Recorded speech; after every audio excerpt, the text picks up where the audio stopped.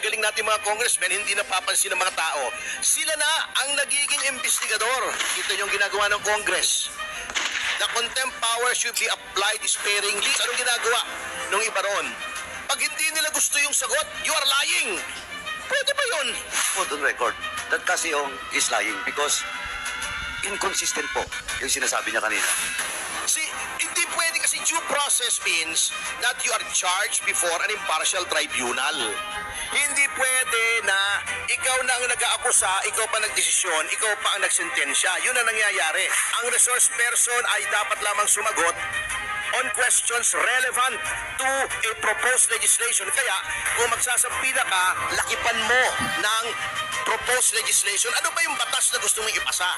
Ito, walang kaugnayan sa ipapasang batas eh. Anong mga questions dito? Boyfriend mo ba si Wesley Go? Boyfriend mo si Wesley? Opo, Mr. Chair. Anong legislation doon? Bawal makipag-boyfriend ng pangalan Wesley. O, di ba? Anong koneksyon?